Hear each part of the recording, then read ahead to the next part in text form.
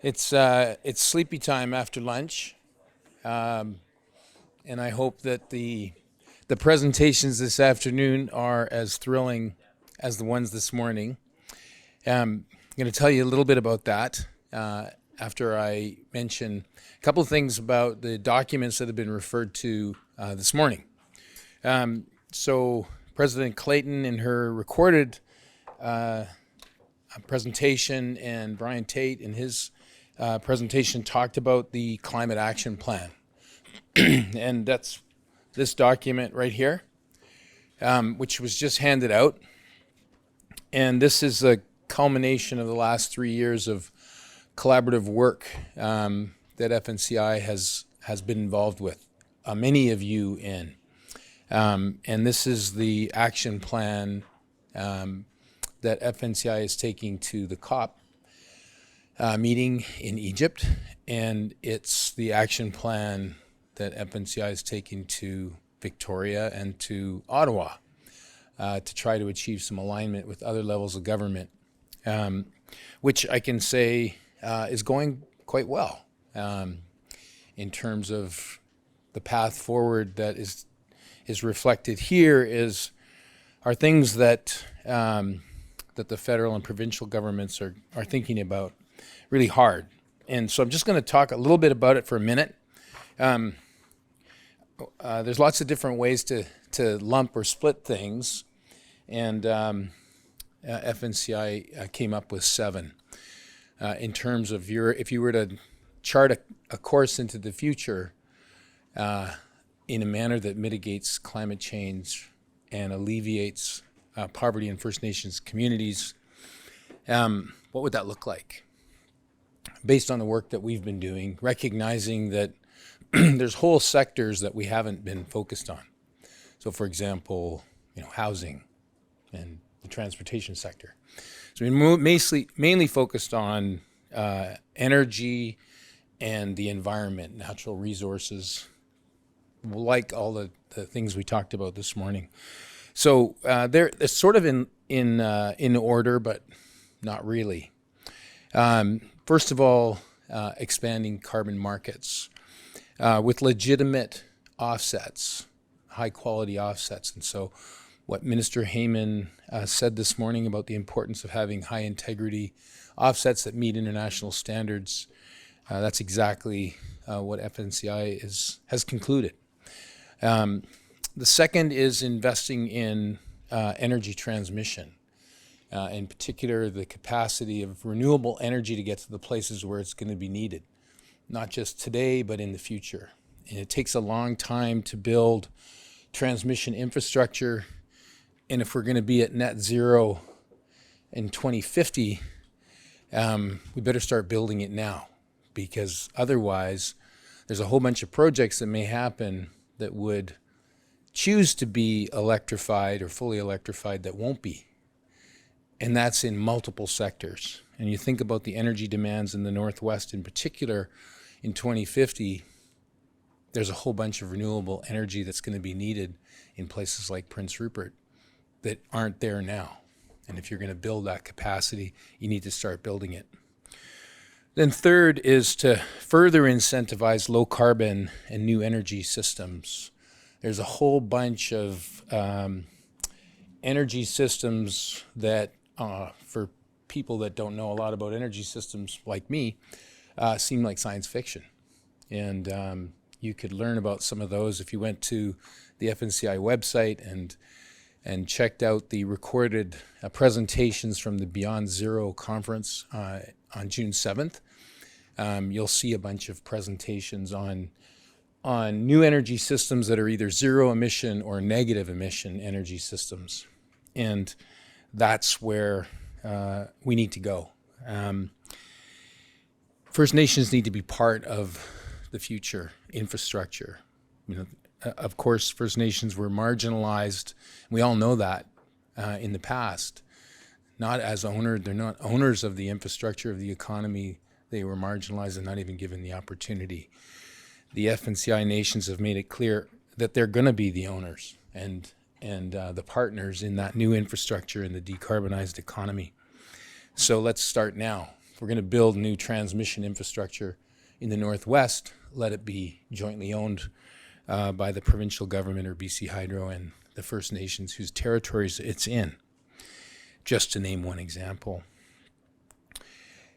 We take a long time to make decisions in Canada, and if there are climate solutions, many jurisdictions around the world are expediting climate solutions because it's an emergency. And you don't have to think very far or very hard to come up with situations in this province where we do act fast. Think about the floods in 2021. How quickly did we rebuild $8 billion worth of transportation infrastructure? We did it really fast because we needed to do it. And if you think climate change is not an emergency, well then you need to look around. It is. And we could do things a lot more rapidly than we've done them in the past. So fast tracking climate solutions project. Number 5, we need to think about how Canada can contribute to global efforts to reduce emissions, not just being preoccupied with achieving our own targets, which are important. The reality is that Canadian emissions don't add up to a lot in a global context, and we can do a lot more than just achieve our targets. We can partner with Asian countries to help them reduce their emissions more than they're actually reducing them now. So acting globally and benefiting locally. That's not at the expense of achieving our targets. That's in addition to achieving our targets. And then 7 is aim for a recovering climate. This idea that net zero is not enough. We're not going to be happy when we get to net zero by 2050, assuming we get there by then. Hopefully it'll be earlier. It's going to be very inhospitable. And we're going to want to reduce those concentrations of GHGs. So anyway, this document, which has been passed out, is yours for the taking. For those of you online, if you just go to FNCI online, you can download it. And please do, and if you support it, let us know. If you think there's improvements that could be made, tell us what they are. This is an ongoing conversation, not an end by any means. The second thing that was mentioned was the MOU between Niska and Haisla and Halfway River First Nation. If you go to FNCI online and click on NBS MOU at the top of the page, you can have a copy of it. And I haven't actually asked the leaders this question, but I think I know the answer. And that is, if any other nation wants to get involved in that MOU, it's probably an open invitation to do so. Because the whole idea is helping each other so that the impacts of what one nation does don't result in degradation in another nation's territory. In fact, the reverse. So a couple of things about the documents, and there is one mistake in the printed copy, which is kind of ironic. We use the term LNG instead of GHG. So anyway, that's not online, and this is a limited edition. Okay, so this morning we talked about the potential of some NBS projects on only 7 nations' territories, and Krista made the point that's only 7, and it represents maybe 10% of the forested land base, and there's lots of other ways to think about it, and there's a lot more nations that haven't done similar work, at least that we know of. So it's a much bigger opportunity. And there's some of you in the audience here who are experts and have been chatting informally about, well, Krista was pretty conservative. So anyway, and some of you may think she wasn't. And so hopefully tomorrow we'll have an opportunity to have some more discussion around those questions about price and how you calculate things, and because it all really matters. So we're going to have a bit more opportunity for dialogue around that tomorrow. But some of you may be asking the question, well, let's just say Krista was bang on, and it's $17 million a year. Well, okay, who's got their checkbook? And that's what the speakers this afternoon are talking about.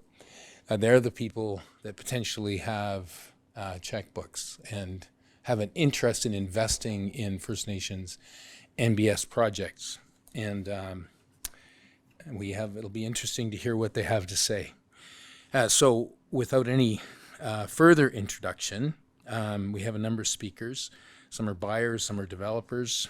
And those of you that are either of those things that aren't on the list here and you want to say something, you just have to let us know and we'll create the opportunity. So first is Edwin from Enbridge, who's, I think, online, and all teed up. Okay, so thanks very much, and over to you, Edwin.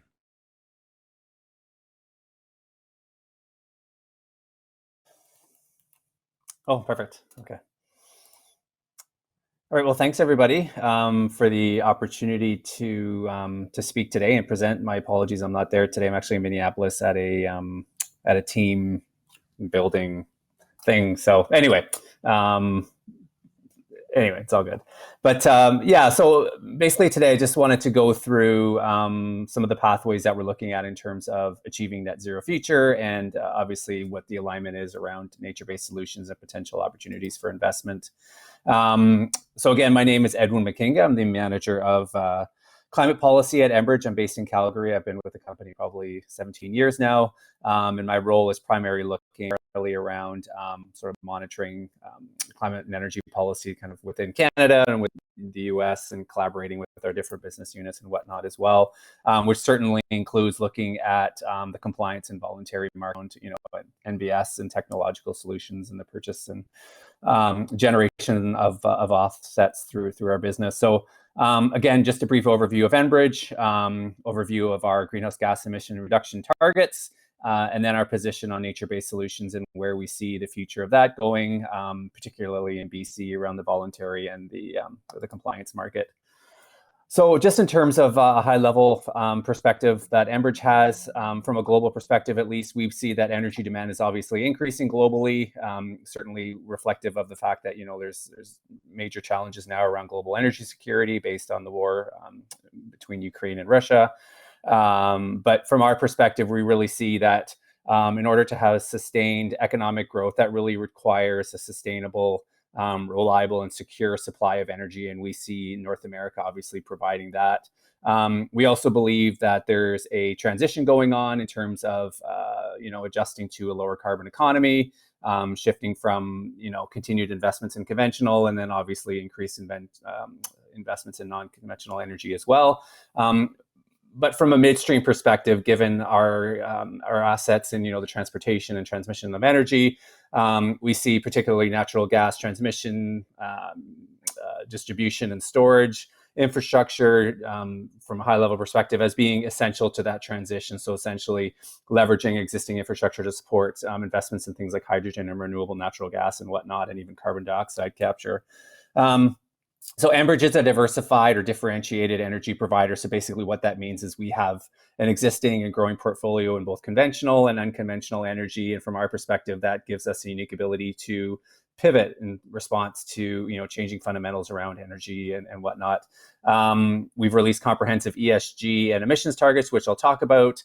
And we see the energy transition taking a very gradual and deliberate change in terms of our asset mix, which includes investments in things like solar, hydrogen, renewable natural gas, and carbon capture and storage as well.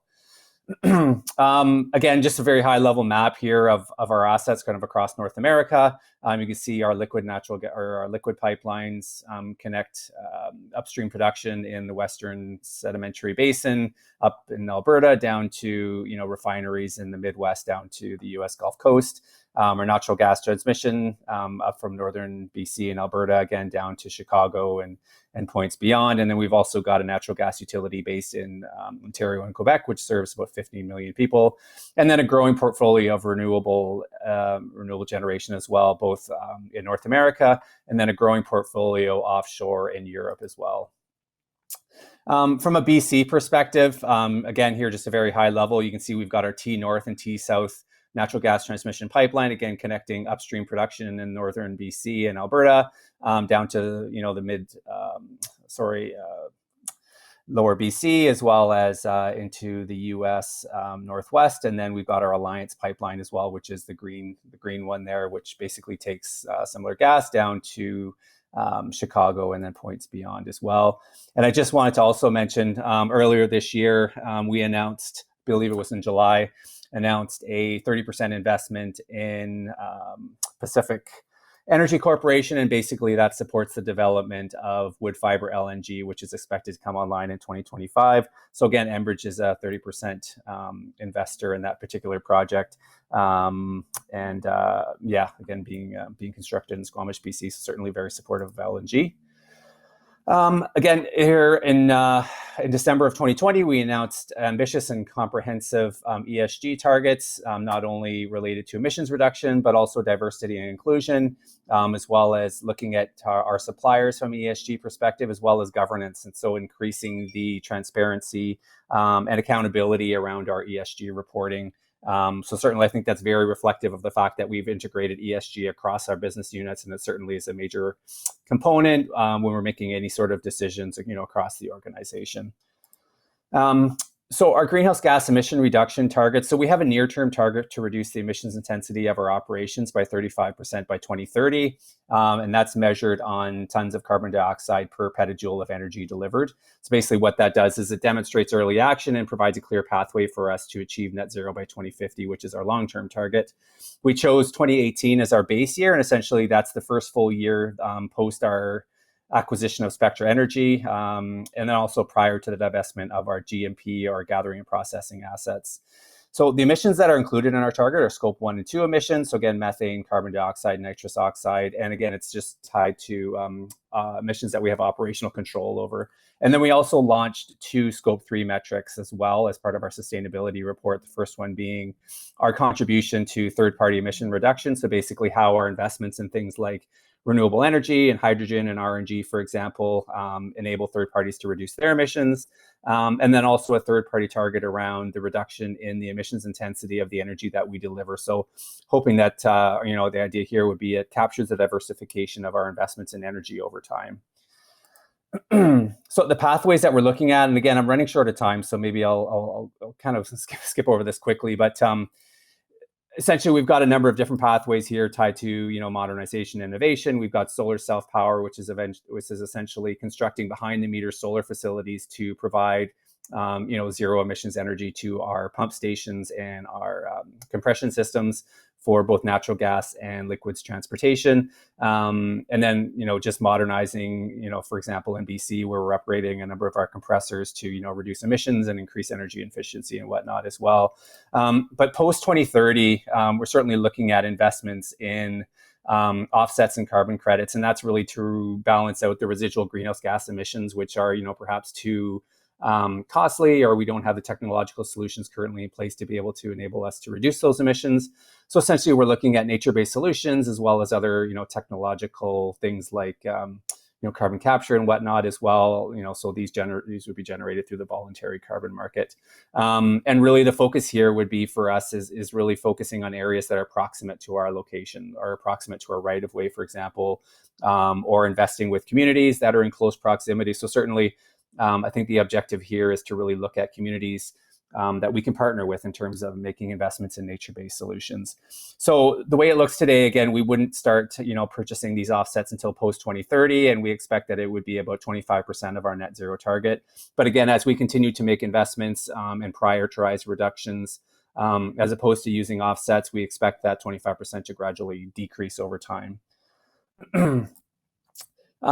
So again, we believe that market-based mechanisms, whether they be carbon credits or emissions reductions, either in the voluntary or the regulatory market, really enable that mobilization of capital into clean energy technology to really increase the pace and scale of investments in order to reduce emissions or abatement. And the other piece of it as well is we see that nature-based solutions really not only carbon, but also have a lot of co-benefits, which could include enhanced biodiversity, opportunities for economic engagement, communication, which we kind of talked about a little bit as well, just so looking at partnering with communities within, close proximity to our operations. But then we also see that they have a lot of benefits around climate change mitigation, so flood and erosion protection or nutrient management as well. So looking at BC, certainly, we support the development of FCOP, which I know we've talked about at length within the FNCI as an opportunity to enhance biodiversity, but then also as a significant opportunity for economic engagement for First Nations communities along the BC West Coast. So as we look at BC, looking at, updating the carbon, pricing mechanism that they have in lieu of the carbon tax, we see that these emissions credits will help the attainment of provincial and federal greenhouse gas emission reduction targets, voluntary reductions, as well as compliance with GHG emissions intensity-based regulations, but then also investments in ensuring that LNG can be low carbon intensity. So as an organization, I would say that in the short term, if BC decides to go with an emissions intensity-based compliance system, certainly Enbridge would be making investments in nature-based solutions for sure. And then in a longer term, I think obviously we would be looking at making investments around supporting the generation of low-intensity LNG, and then also more broadly looking at investments in MBS to be able to support offsetting emissions associated with our voluntary targets. And I've got 2 seconds left, so thank you. Thank you, Edwin, and right on time. Yeah, I'm trying. Okay. That was an applause for you, Edwin. You're not here, but it was real. Okay.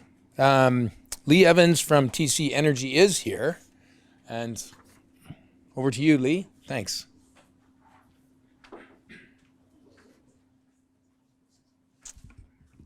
Hi, good afternoon, everybody. Let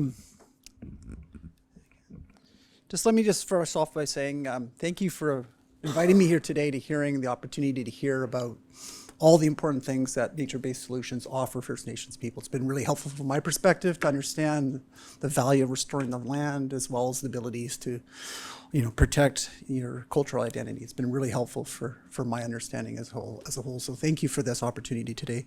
So my name is Lee Evans. I'm the Director of Energy Transition Planning and Strategy at TC Energy. So what does that entail? So my accountability for the organization today is to help set, manage, and oversee our emission reduction targets. And as part of that, we're sort of got the accountabilities to making sure that we've got an overall plan that meets those goals. And I'll talk about those goals a little bit here today and how we think about nature-based solutions. But I'm also accountable for the component of thinking about the technology investments and potentially with offset investments that go alongside that. So that all sits under my purview here today.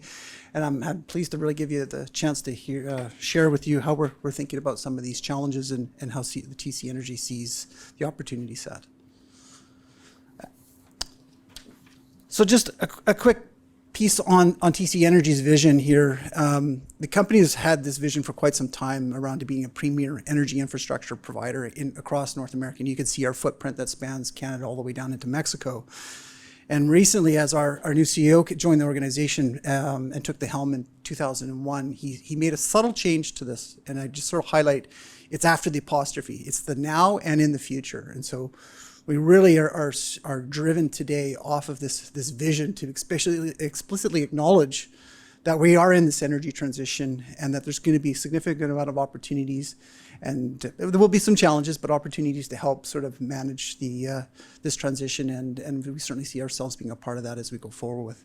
And that has really been an essence of kind of where we got to last year as we look to set our targets publicly in the marketplace. And so this is all certainly available for folks to have a look at in more detail. But if I quickly just share with you what those are today, our emission-related goals, we certainly have a lot of social and governance-related goals, but more specifically around our emissions, is to reduce our emissions intensity of our footprint on a Scope 1 and Scope 2 basis, so our direct emissions as well as the emissions that we incur from the purchase of power from our facilities, to reduce those by a 30% intensity reduction by 2030 off of a 2019 baseline level, which was a first full year for us to think about a good run level for our current business today. And then longer term, to be positioned for a net zero future by 2050. I think our view as an organization today is we don't have visibility to how we get there. We know there's going to be some technology pieces that are going to support us. Nature, offsets can certainly play a part, but it won't be it won't help solve all of our challenges. So we are in the journey here today. It's early, and from our perspective, it's something that we were striving towards, but a lot of work is still underway, and so we're setting realistic goals and targets that we can work towards. In the interim run is our 2030 target. So let me share with you our roadmap to 2050. So these are what we call our sort of 5 key levers in terms of things that we're thinking about to help us decarbonize our business. The first starts on the left, on the first dot that we call it modernizing our existing systems and assets. So think of this as really just dealing with sort of venting fugitive emissions that come from our business, day-to-day sort of tightening nuts and bolts and valves on our systems to making sure we kind of reduce the impact that we're having on the environment here today. This will happen naturally over time, but obviously is a key important piece as we think about it. So just monitoring, using efficiently waste heat from our facilities as we go forward with to potentially sort of drive values is a key component to our one of our focus areas. The second one, and probably the largest amongst our footprint, and just to give you a sense, about 70% of our emissions come from the direct combustion of natural gases. We try to move that energy to its endpoints, including down into helping to support getting volumes into places like BC, is just decarbonizing our existing footprint. So how do we reduce that? And in some cases that's really tough and really challenging, but we are working on some things today that are helping to deliver on that. So think about a lot of electrification opportunities here to support additional electrification compression on our systems that would then use renewable power to support the decarbonization of the energy that's required to move the gas or in case of oil to key marketplaces. More things like carbon capture and hydrogen use would be some of the longer term things, but those will be out there a little bit. But most of the focus, in the short to medium term, out to 2030, is predominantly electrification focused for us. The third one is investing in low carbon energy and infrastructure. So this can be things like RNG opportunities to move renewable natural gas. Think about hydrogen blending, hydrogen hubs to kind of support the hydrogen economy, as well as broader carbon capture and sequestration opportunities to support potentially decarbonization of our assets as well as that of our customers to help sort of think about the Scope 3 problems that are out there today. The fourth one, a little bit smaller, but it's still important, and it's kind of really a foundation across all of these assets, and we still like to highlight it for folks, is what we call driving our digital solutions. So this is just really just machine learning, asset optimization, artificial intelligence abilities, how we manage our assets more effectively day to day.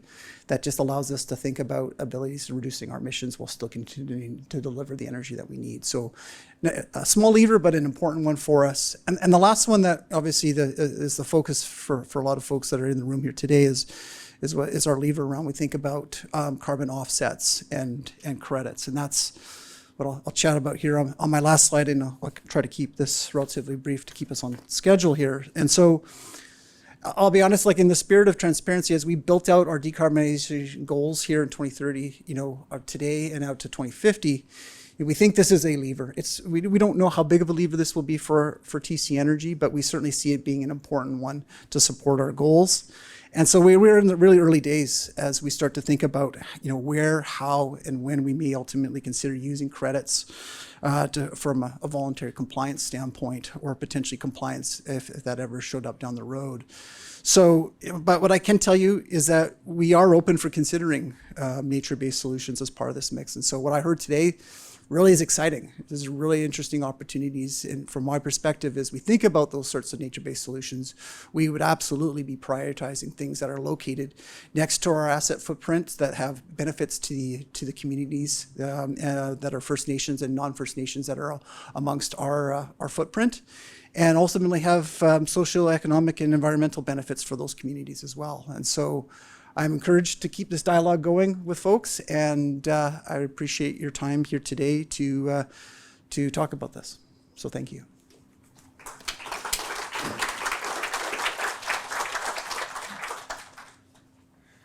Thanks very much, Lee.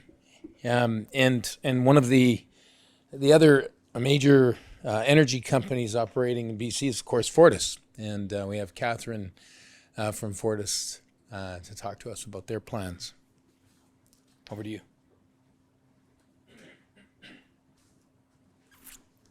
Thanks, Alex, and thanks, everyone. So good afternoon. My name is Catherine Becerra. I go by Kathy.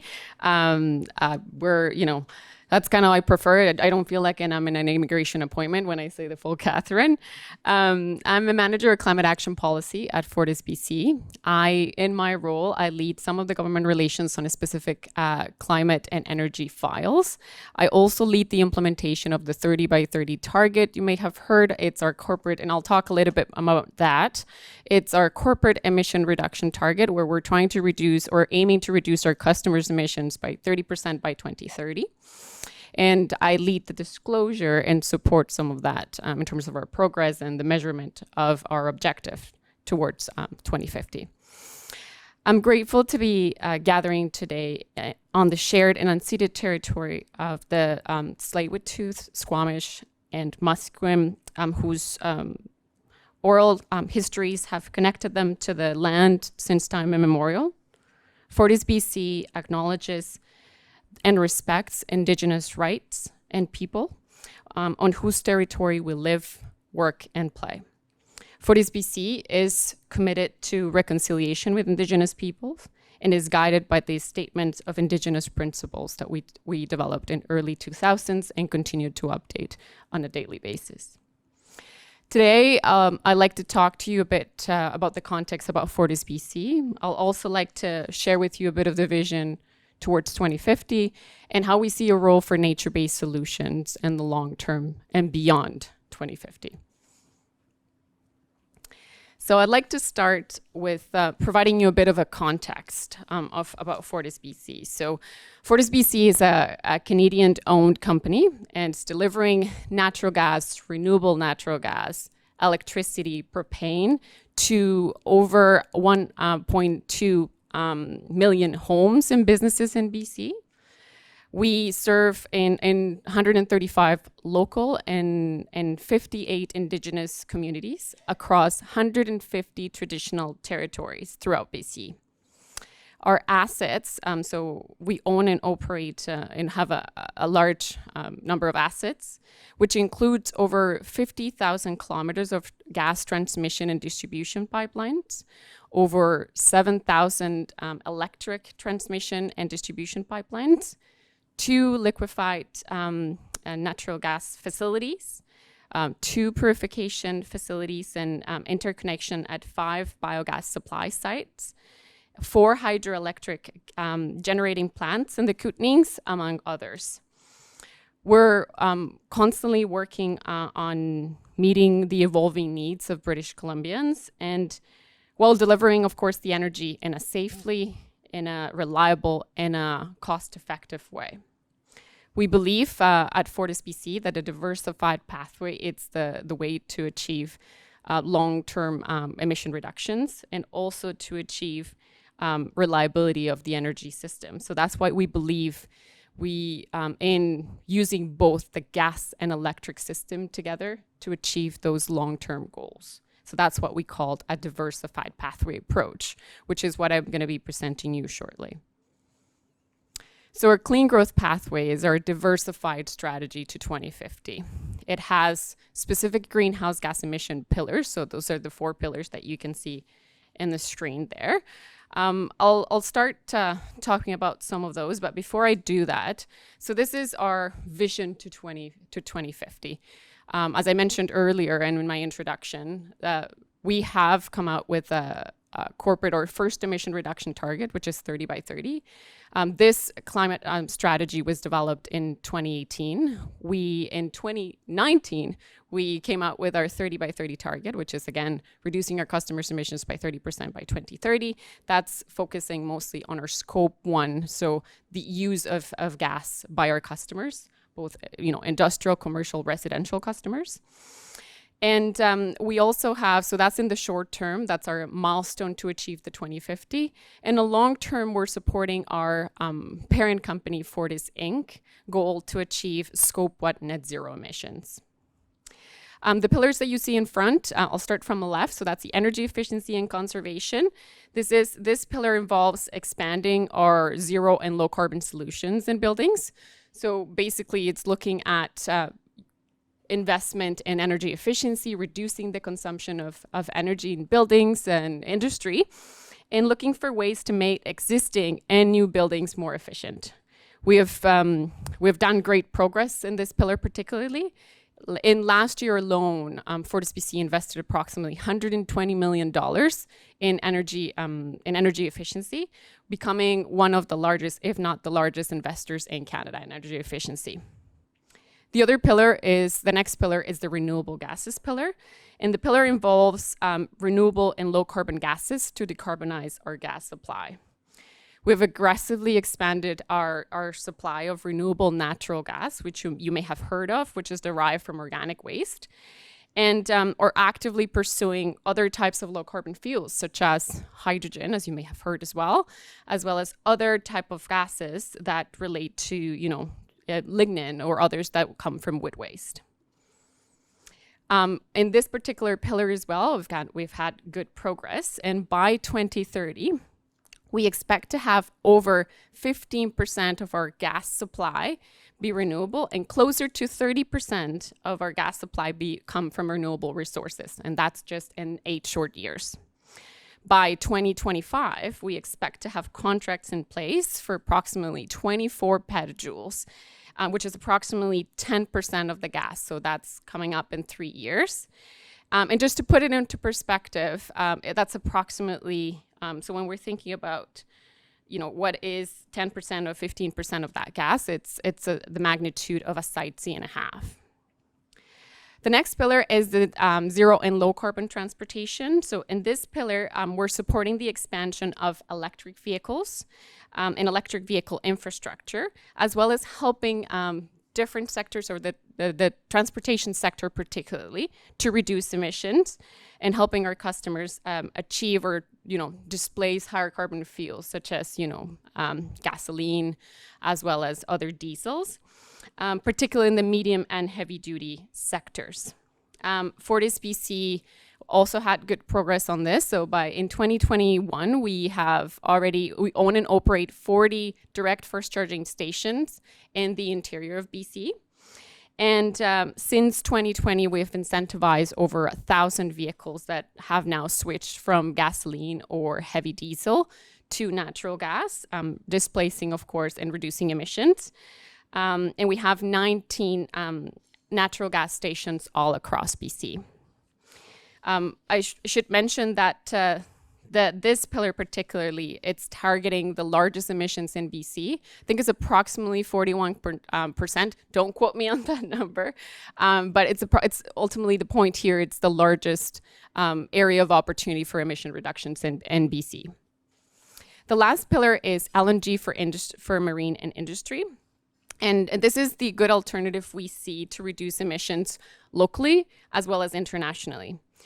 We see that we can displace we can displace higher carbon fuels such as marine diesel, particularly for specifically the shipping industry, to lower carbon fuels such as LNG that could pretty much power all those the shipping marine industry. The LNG that's coming from Alturbury facility is among the lowest carbon intensity in the world. And it could reduce emissions up to 27%, and eliminate almost 99% of the particulate matter. So helping air quality, that's really important for Vancouver Free Support Authority and big ports of in the country, such as the one in Vancouver. C-SPAN is one of our partners in the transportation industry and became one of the first companies to pilot using RNG to power their LNG vessels. So this is an exciting partnership we've had with C-SPAN. And I liked what you were saying earlier today, because it fits very well with this pillar as well, Alex, is acting globally and benefiting locally. We recognize that there is an important role for our assets and our infrastructure in delivering the energy to our customers, both now and into the future. And we see that helping, that we can play an important role in reducing emissions to 2050 and beyond through the energy, of course, that flows into our system. So the energy will change. The energy that we deliver in our system today will change, and it will become renewable low carbon energy. And we believe that will provide substantial economic and reliability advantages to the province by using the existing gas infrastructure that's in place today. One that is not in this area, or one is not in this image, is our operational emissions. So we're also doing a number of things to reduce our own operational emissions. And we're looking at developing or identifying opportunities, as well as a series of actions to address methane emissions. So we have implemented to date, we have implemented technologies such as drawdown compressors, also called ZVACs, which ultimately what they do is they try to capture the gas that would have been released to the atmosphere from a specific maintenance and reuse it in the system. So we're looking for innovative ways to reduce our own methane emissions and address from our transmission, distribution, and compression operations. That said, this is quite a bit of a number of things that we're doing. We cannot do this alone, and we will meet partners along the journey to make sure that we achieve those 2030 and 2050 goals.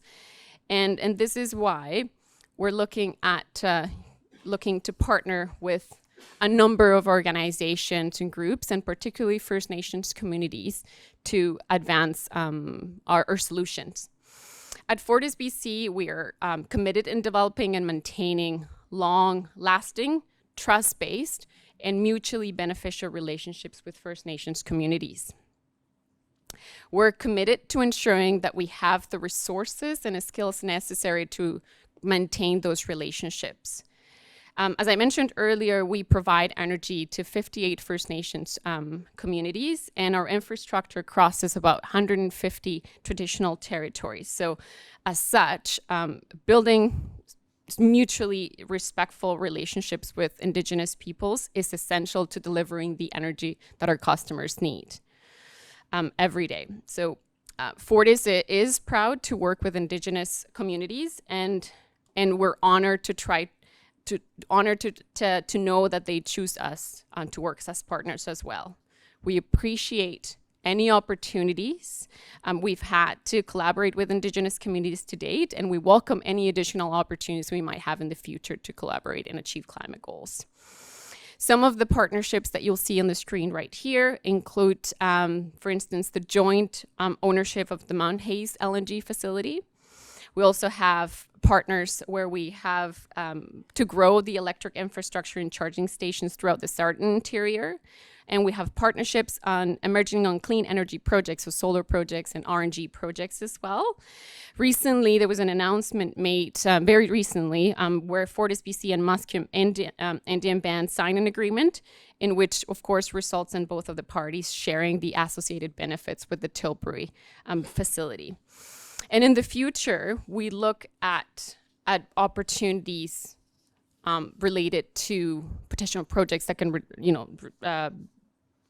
result in potential carbon credits that we can use to offset some of our Scope 1 emissions. And therefore, we're very interested in nature-based solutions, and we're at the early stages as well, but we're exploring the ways of how the nature-based solutions could play a role in our own decarbonization strategy. We're interested in nature-based solutions because, as I mentioned throughout this morning, they involve the protection of habitats and ecosystems. They also involve sustainable land management. They have financial benefits. I think Krista was saying 17 million, if I'm right. They generate credits that we can, again, use as mitigation options for Scope 1 emissions wherever we cannot get to 100% zero. And most importantly, these projects involve the protection of culture and of First Nations communities and those added benefits that will bring First Nations communities. So for us, we definitely see nature-based solutions as great opportunities to incorporate into our long-term vision. I personally believe that we all have a role in developing in achieving these climate goals. And at FortisBC, we're interested in working, collaborating with First Nations communities as well with other organizations to help advance the solutions that we have today. And most importantly, we are interested in collaborating on having a conducive and supporting regulatory framework and carbon markets that can make sure that we can advance First Nations nature-based solutions projects and make them a reality in BC. So we're very supportive of that and advocate for those particular protocols to be in place so that we could make these projects happen. With just looking at the time here, just want to make sure that, thank you for the opportunity and to thank you the opportunity to speak today. And I look forward to continuing the collaboration that we've engaged with First Nations Climate Initiative, as well as with other organizations on how we can help advance nature-based solutions and get to beyond 2050.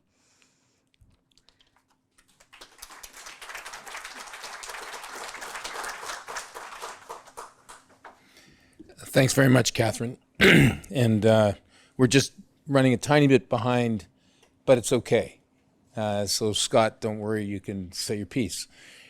Just want to say one thing. I don't know, we just heard from 3 big energy companies, and I don't know exactly how big, but if you add them all together, it's really, really big.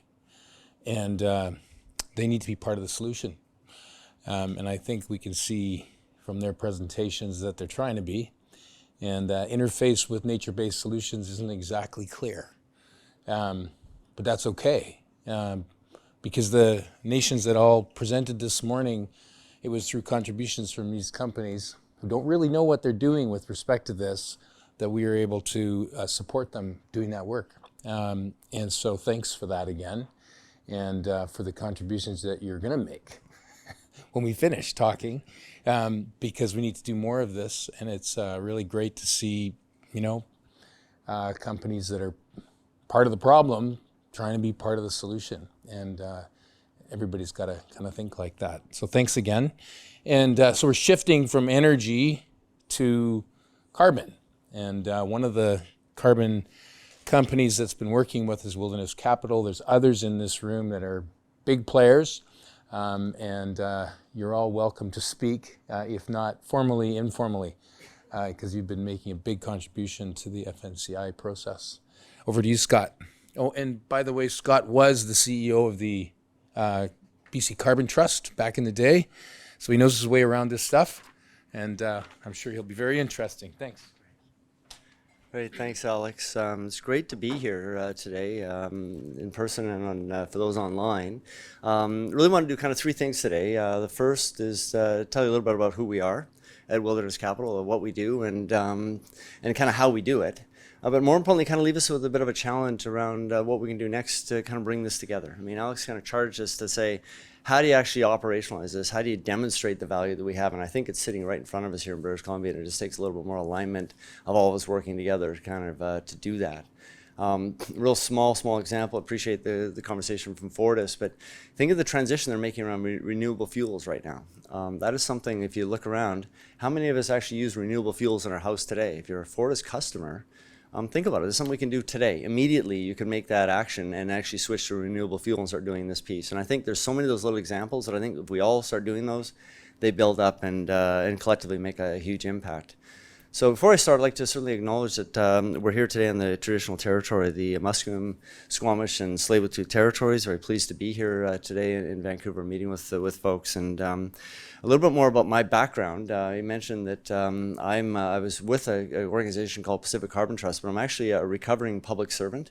Most recently, I was a deputy minister with our province of BC, so I can no longer speak on behalf of the province. I carry some of those lessons with me, but it's nice to kind of be a little bit on the outside now, looking back in, and finding other ways to have a massive contribution to our province and have a huge impact, in this case on climate, but I think it goes far beyond climate. I think the impact we can have inside this room today as you do our work. The Carbon Trust, for those who aren't familiar, was a Crown corporation that was set up by the province of British Columbia way back in 2009. And we were having conversations like this in 2009, and it was a very small room. There weren't many people, and it wasn't that well known. And I think that we've made some tremendous strides forward.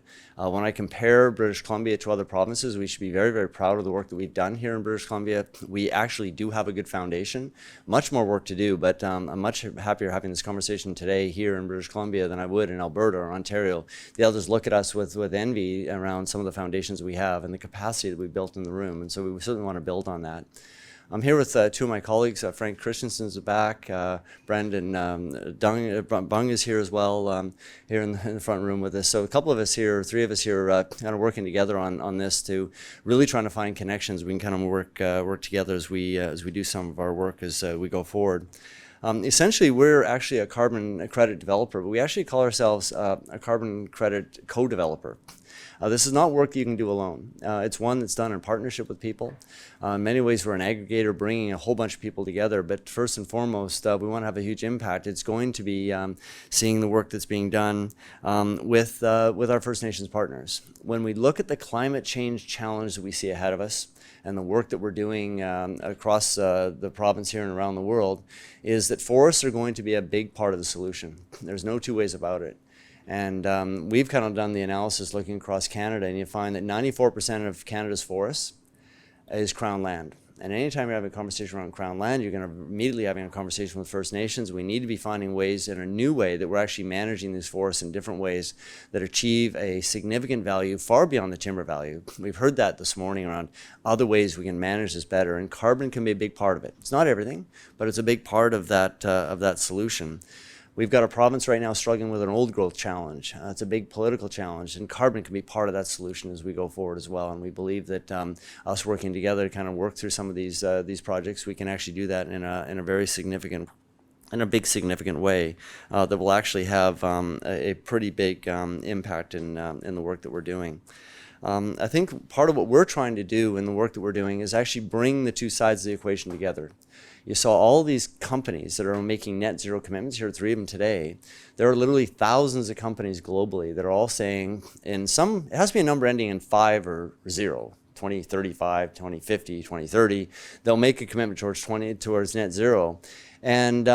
And that's going to drive a demand around carbon credits. And I think British Columbia has an opportunity, and First Nations in our province have an opportunity to get ahead of that. Many of those commitments are starting in 2030. Some are already doing it now, obviously.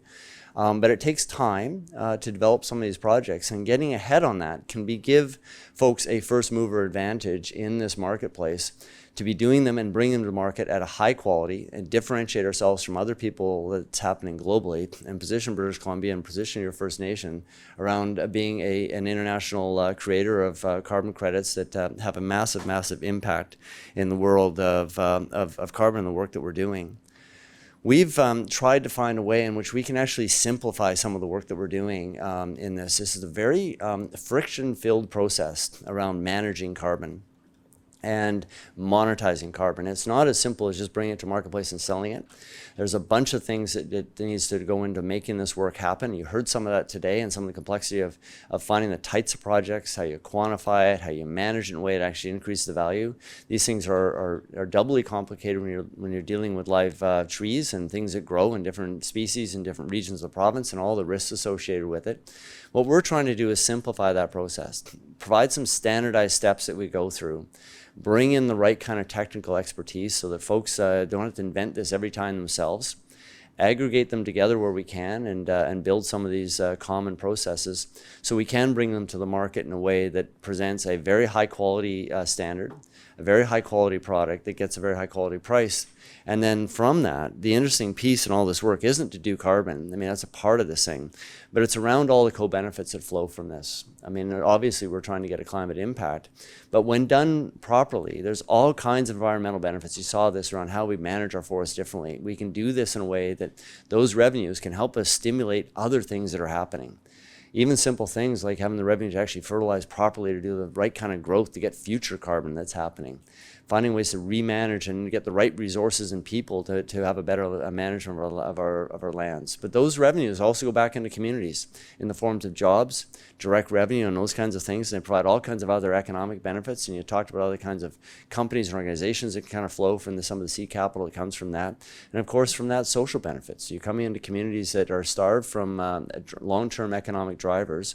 This can be one of those drivers that can move things forward in communities, particularly when you're talking about forest carbon, which can actually be out in a significant long-term process going forward. So that's a really quick overview of us and what we do and everything else. But I just wanted to leave you with a few thoughts that I think that in many ways, as I said, British Columbia is actually leading this, and I think we've done some things very, very well. But we can't rest on our laurels, and there's other things we have to do. And it comes from very technical things like our protocols. It comes with the right kind of arrangements and agreements. But it comes with the alignment of us working together. So you've got First Nations and building that capacity. You've got buyers on the other end who can actually come and bring these things to the table. Underpinning all of that needs to be the right kind of government policy that allows for these things to transfer the titles. You've actually owned the carbon in the right way, the right kind of mindset around how we manage our forests and our land base as we go forward, and bring those all together.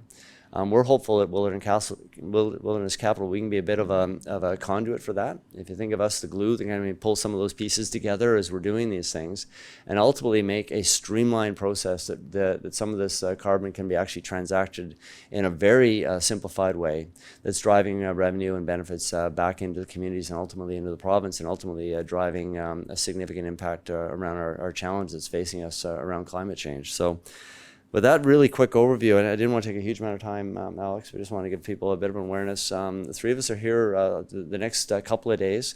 Love to chat more with folks, and we're in a learning journey here as we go through this. We truly are ones that want to co-develop things together. Happy to have conversations with folks and figure out better ways and different ways we can bring some of the other expertise we have to the table to make the entire system a little bit better. So thanks for everyone's time today, and look forward to chatting more in the next couple of days. So thanks, everyone.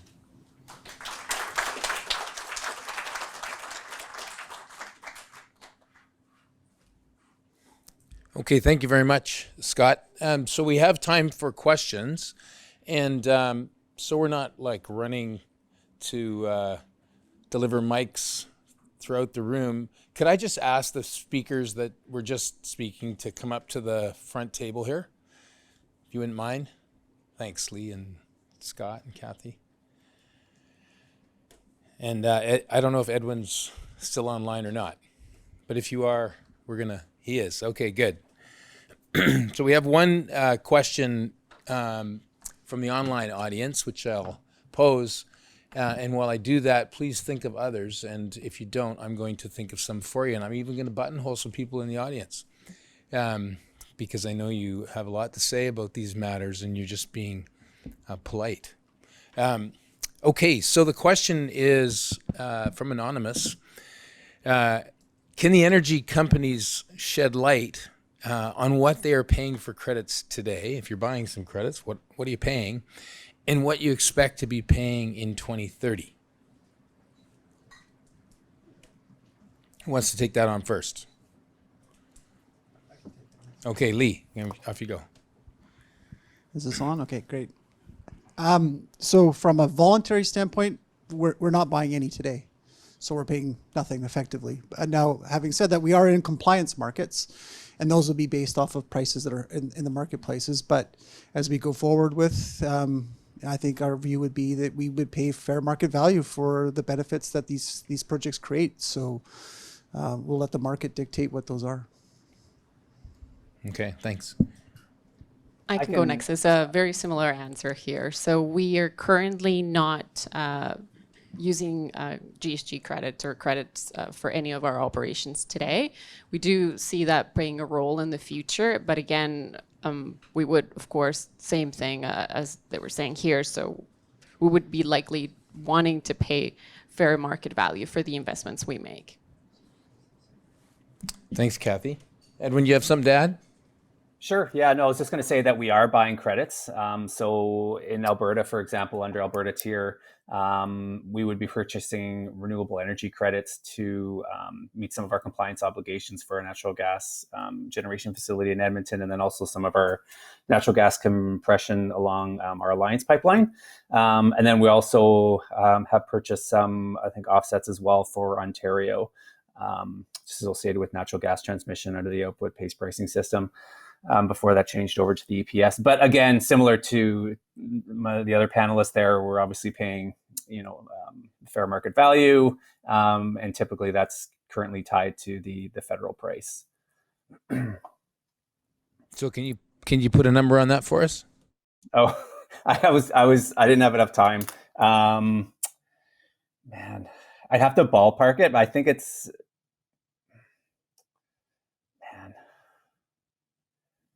a few $100,000 at least, I think, for credits, at a minimum anyway. Yeah. While you think about that, I'm looking at Martin and I'm looking at Dave, because you are carbon project developers as well. Unless, Scott, you want to go first. Tell us about some of your experience around the world that relates to energy companies trying to reduce their emissions by buying credits. What's your experience and what are you expecting? This is giving you a little bit of a preload into what's coming tomorrow. You want to go first, Scott, while I hand over to Mike? Sure. Let me just offer a couple of comments. One, I think it's important, and you've heard this already, there's a voluntary market and a compliance market. It's important to kind of differentiate between the two of them. You are seeing internationally prices floating upwards for the voluntary market, and it's really important to understand that not all offsets are the same. And this is where the quality conversation comes in. And you need to find ways that you've actually got high quality offsets that meet the right kind of protocols, that have done the right kind of due diligence, and you've done your homework. In that kind of environment, you can actually get a high quality price. The second piece, and the reason I emphasized this conversation around co-benefits, is there is a premium in the marketplace for those that can demonstrate something beyond just a carbon benefit, if there's other benefits you're pointing to, which I think we can do this very well in British Columbia to demonstrate how these aren't just generic offsets that you're getting from some industrial site. They're actually from communities that have other values attached to them as well. And so in that context, I think there's a premium that could be brought from them. Other than, as far as the specific price goes, anyone who gives you any kind of specific prices for 2030 is going to make it up and lie.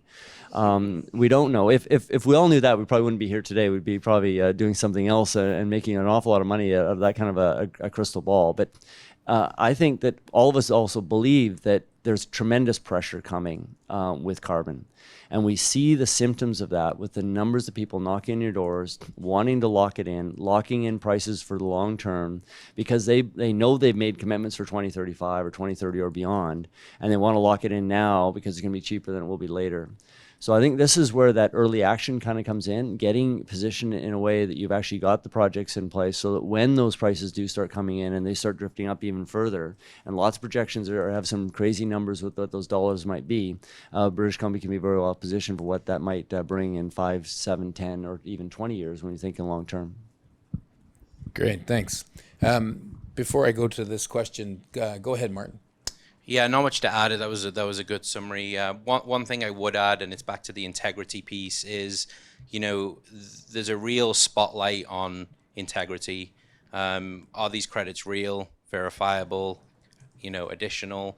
And I think as the world becomes more aware of what's a real integral credit versus what's not, we're seeing buyers, look to those markets like compliance markets, even as voluntary buyers, to purchase credits that may be more robust or come from compliance systems, just with that additional level of integrity. So I think that does also play a huge factor in price and which markets could have higher demand. But yeah, I think these are markets, especially on the voluntary side, where we don't have things like our carbon tax in Canada, kind of providing at least a pinpoint for that price in compliance markets. Voluntary markets, they're up and down. They do vary, and so I think it is. Whilst we are seeing trending upwards, I think it is also, it's worth being aware that global crises that do occur, such as the war in Ukraine, energy crisis, we have seen voluntary market pricing drop as a result of those things. So like any other market, any other financial market, there is variability in those prices. So it's not a set trajectory up, although we do predict it in a lot of cases. So just a couple things to add there, but overall, that was a good summary. Okay, thanks. And just as you go to you, David, I just want to shout out to Krista, who got out a little further on the limb and actually gave us some numbers. Okay. So she said 850,000 tons a year, $20, with all the caveats around it. You know, of course, she didn't have a crystal ball. So then over to you, David.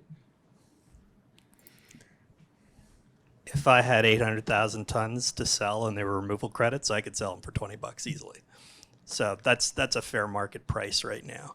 I think it's a bit much to say that we really have a functioning market, because in a functioning market, you know what the price is.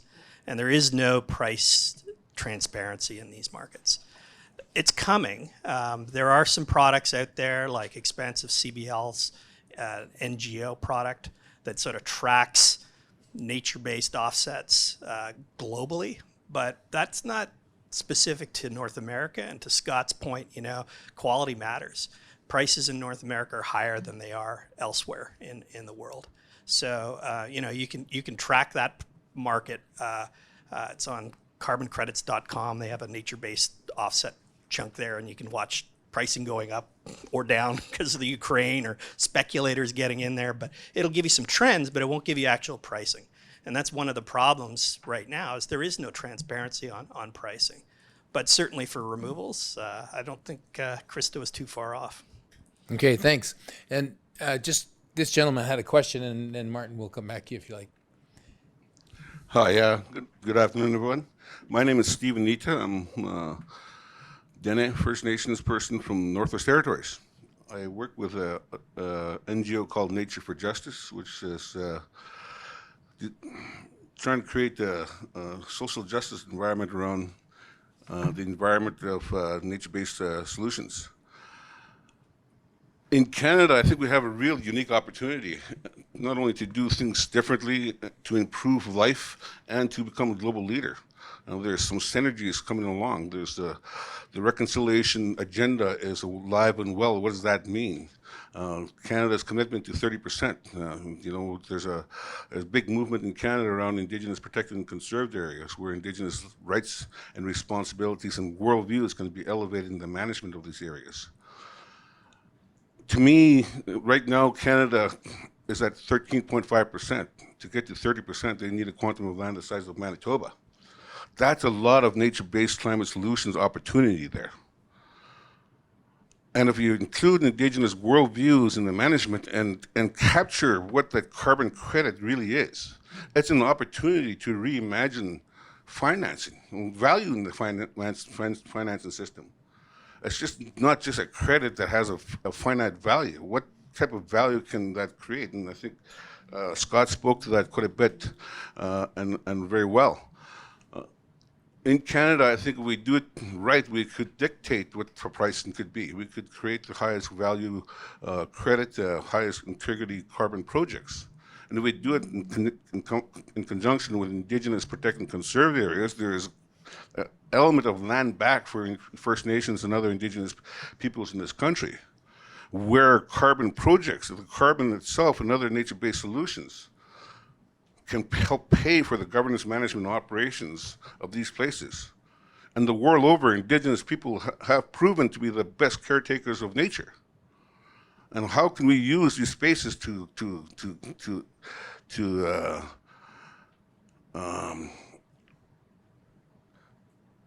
move that knowledge and value systems to larger, broader society? Because we need a system change, a transformational change. And the opportunity for that transformation is learning what makes Indigenous worldviews healthy for nature. That's a transformational opportunity. And what I'm seeing here in the presentations from the pipeline companies is the nature-based solution seems to be an afterthought. And I learned more about other technologies of reducing carbon than I've wanted to learn. And so I asked this question: what's the industry budget for nature-based solutions in comparison to the other in your net zero budgeting? Thanks. Any responses? I can start if you Sure, like. I'll try and tackle that, Edwin. If you feel like you want to chime in, Yeah. feel free to. I mean, we don't have a budget today. I mean, the reality is you're probably right. I mean, I think there's a lot of truth to what you're saying. I guess in the position I think our organization has taken is we think about our impact, our input, the impact that we have on our footprint today, our scope 1 emissions that we think about, or scope 2 emissions. And we're thinking about dealing with that. So that's been our priority in thinking about it. But you're right, thinking about it in tandem to support the First Nations folks that are and peoples that are along our rights of way and our communities is really important. And so we're behind in that thinking, and that will come. You know, I think that'll it's just unfortunately it's just taken some time. Thanks. Did you want to add, Edwin? It looks like you might. If not, I will. Oh, sorry, I can jump in if you like. My screen's freezing here. Uh-oh.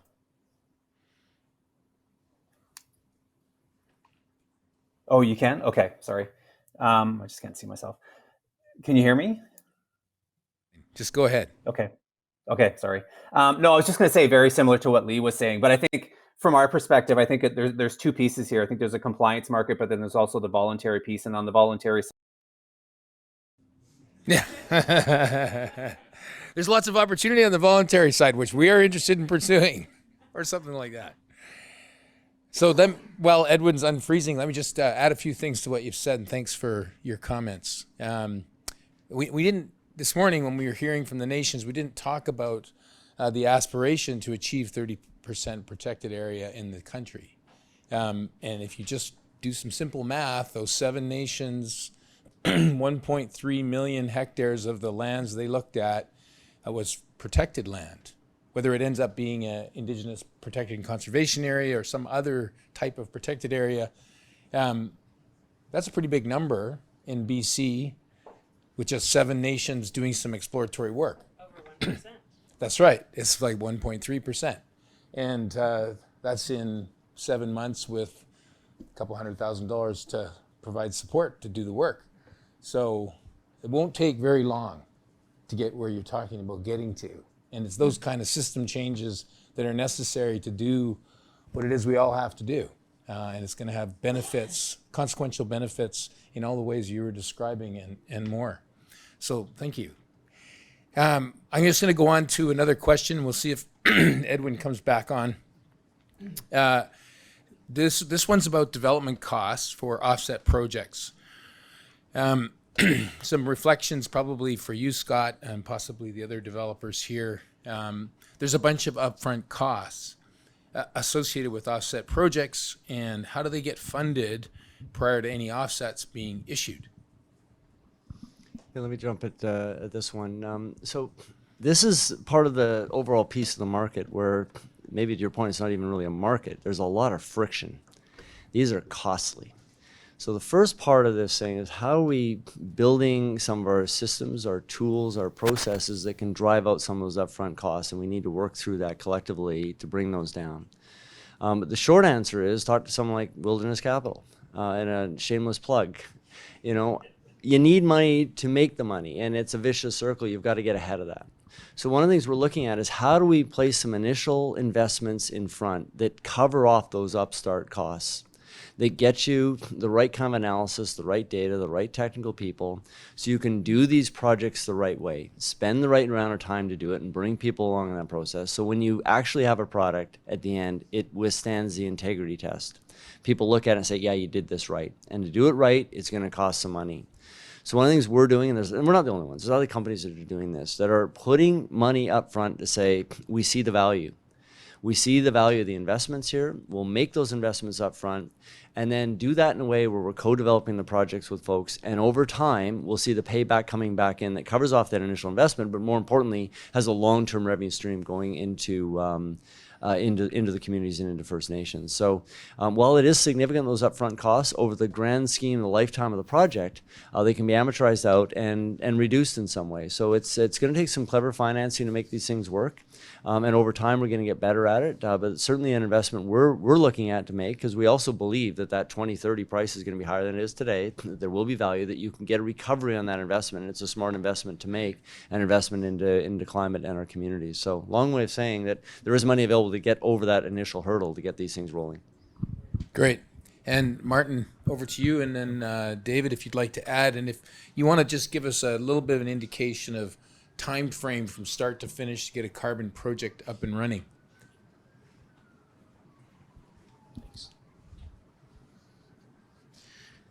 So just a little bit of insight on behalf of Anu, who I currently work for. We have around between 80 and 90 nature-based solution projects active across North America, all of which we have financed. Upfront costs are significant for communities. The projects range $200,000, $300,000, $400,000, potentially more in remote areas. Anu will finance all of that to get the projects up and running, and that development timeline can be anything from 12 to 18 months to go through inventory, verification, all the requirements. But that initial investment is extremely important. Another piece that I think we haven't spoke to yet, but is also important, is you have technical documents like FCOP, extremely technical in nature, a very Western scientific approach to quantification, carbon quantification specifically. Actually doing all that measurement work and getting these projects developed, the communities I work with, they want to participate in that. They don't want to say, let's do a project, bring in professionals to do the quantification work, and in 2 years, we'll see the revenues return. They want that involvement in the co-development. They want economic employment opportunities for community members. And I think there's a huge opportunity, and it's something that Anu is looking at right now in training community members in the nuts and bolts of protocols, the development, the requirements to actually go through that 12 to 18 month timeline and be fully involved in the projects. And that's something I think that needs to be incorporated into the steps of project development. Thanks, Martin. Okay, whoa. Hold on, David was next, and then Alistair, and then Peter. Peter, are you answering the same question or different? Adding some context where people could see the numbers. Okay, go ahead, David. Right there, yeah. Yeah, I'd echo Martin's Your comments. competitor there. yeah, we're competitors. If friendly competitors. Yeah, no, I'd echo Martin's comments on longevity of how long it takes to get issuance and initial sales of a project is sort of in that 12 to 18 month period. But that's from contracting. There's a whole period that has to happen before working with communities so they understand what their commitments are and getting to know what a forest carbon project is. And that can take significant amount of time as well. So, from a first conversation to issuance of the first reporting period, you could be looking at 2 years. Right now, there's a pinch point in the market with the verification community. All of these projects need third-party verification. There's simply not enough verifiers in North America to do the work. So there is a slowdown. So we're adding 4 to 6 months just from the verification side of things at this point. Okay, Peter, you got a minute, and we got then Alistair, and then Herb. Just quickly, I'm a professor at the University of British Columbia. Okay, so you got 30 seconds then. And I've been doing, and you can go to the municipality of North Cowichan site where I've been leading them in a carbon development project. And my goal there has been to make all the numbers public. I work with several companies who are aggregators like New Forests and others. And the goal there is that you can go there and see the interim report that we did 2 years before COVID. It has all the numbers with a $9 a ton price, and at the end of this month, you'll see 4 spatial examples that community will be discussing over the next few months to decide which projects they want to go with. A 30-year record of business as usual fiber production, an enhancement for First Nations cultural values by restoring forests in the Cowichan, or just letting things grow, which is actually, in this case, what will maximize carbon values.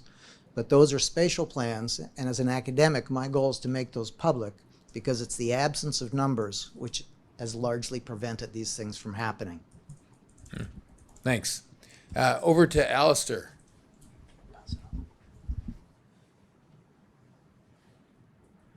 Thank you very much. I would echo the comments about the costs associated with the development of these projects, but I would go farther and say to the First Nations that it's not how much the initial investment's going to cost, it's how much will that initial investment cost you in terms of getting that money and paying the ongoing fees or potentially giving up upside if you enter into a contract like some carbon streaming companies may have, where you're tied into them for 10, 15, 20, 30 years.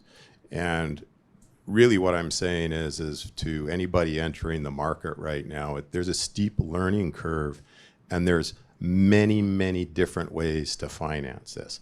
And I do believe that you will find that these projects will become bankable. In other words, if you have an offtake agreement with a counterparty like TransCanada or Fortis for a long stream of credits, you'll be able to get these projects financed by the bank at potentially a lower cost than having a private company like Radical finance it, right? So really what I'm saying is we need a lot more education here as to what's going on in the marketplace.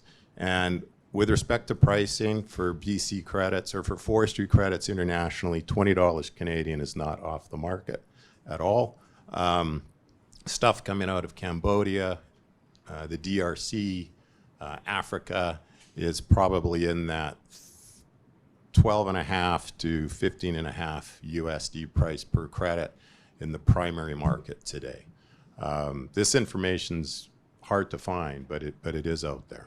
So. Thanks. Herb, and then I'm going to ask the panelists one simple question. All of this is over my head. Uh-oh. But here's what I see.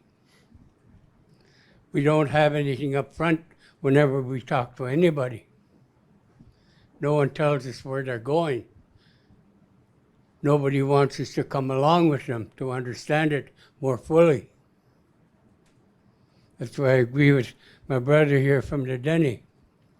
That's why I said Nesta. It means yes in our language. See, a lot of the time, you don't even know who we are. And here we are trying to know who you are. And we have to pay to learn who you are. And yet we're supposed to give you some free information about us so that you know who we are. We always have to be proving something as an Indigenous person. But you don't have to prove anything. You just come, do, and move on. And we have to stay and try to fix it up, work to fix it up, so that we can live within it. So you answered what I was looking for. Let's go together. Let's work to understand each other. That's where I was with it. I didn't want to know how much it would cost. I wanted to know if I could work with you. I wanted to know if I could trust you. That's where it's at for me. The cost we can work on together without fear, because we understand and trust each other. And that's where I wanted to be. But I didn't want to hear it's going to cost lots, because nobody thought about it when they were taking. Like you lay down a pipe, costs you lots of money. But when you lay it through someone's land and you pay them a little bit, and then it leaks on their land, they're the ones responsibility for it, not you. This is the kind of relationship that I don't want to get into.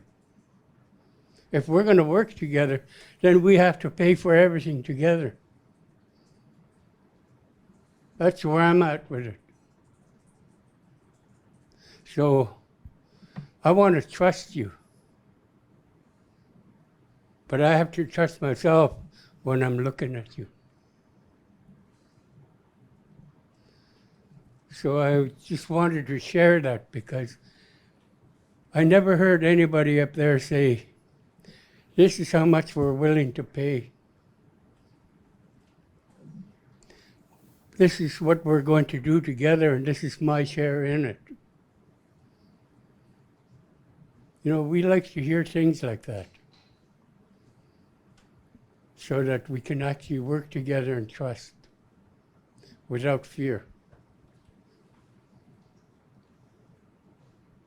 Thank you. Thanks, Herb. We are over time. Just want to kind of close the conversation by reminding everyone that's been involved since we started this project that what we tried to do and what we've obviously done is create a forum wherein nations can learn about the opportunities and options and different approaches to nature-based solutions without making any commitments to anybody. And that's the sort of spirit and intent, one of them, underlying this initiative. So thanks for your comments, all the speakers, and for everybody from the audience that got into it. And we'll take a 15-minute break. What time do we come back? What?